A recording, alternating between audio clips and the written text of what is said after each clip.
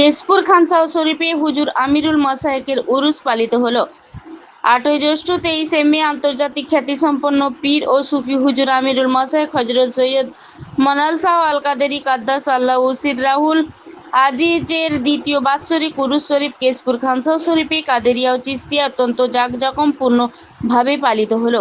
সমস্ত অনুষ্ঠানটি পরিচালনা করেন হুজুর আমিরুল মাসায়েকের একমাত্র শাহজাদা পীর সাহেব হজরত প্রফেসর ডক্টর সৈয়দ ইকবাল শাহ আল কাদেরী, যিনি কলকাতার মৌলানা আজাদ কলেজের ফার্সি বিভাগের প্রধান এবং কলকাতা দায়রা শরীফ ও মেদিনীপুর খানকা শরীফে কাদেরিয়া ও চিশতিয়ার সাজ্জাদানশীন।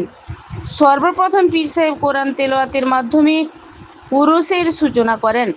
মাগরিবের নামাজের পর মিলাদ শরীফ পাঠ করেন পীরজাদা সৈয়দ নেহাল মুস্তাফা আল কাদেরী ও অন্যান্য। ঈশার নামাজের পর উলেমাগণ ইসলামী বক্তব্য রাখেন, যার মধ্যে উপস্থিত ছিলেন মৌলানা মফিজুর রহমান, মৌলানা মিরাজ কাদেরী ও মৌলানা উজির আহমেদ কাদেরী।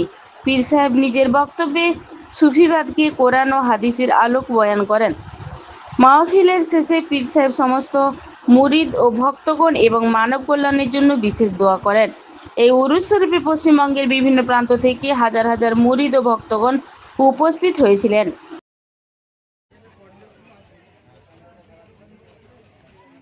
হুজুর সৈয়দ আমিরুল মাসায়েক হজরত সৈয়দ মানাল শাহ আল কাদেরী পরলোক গমন করেছেন। ইনার দ্বিতীয় বৎসরে উরুস আমরা উদযাপন করছি।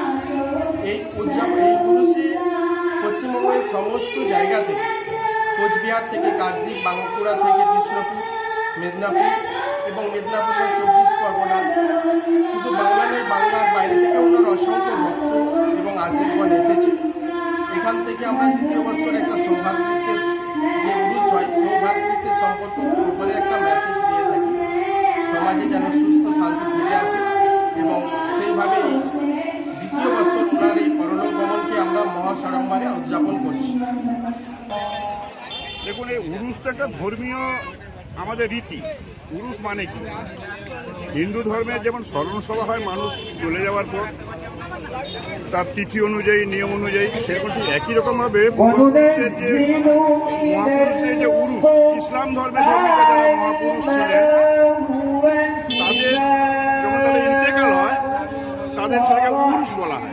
স্মরণ সভা যেটা আমরা হিন্দু ধর্মে করি, সেটা মুসলিম ধর্মের মানুষরা সেই মহাপুরুষদের উরুস উদযাপন করেন। আজকের দিনে এই মহাপুরুষদের জন্ম না হলে কখনোই এই পৃথিবী এত শান্তি থাকতো না, এই দেশ এত শান্তি থাকতো না।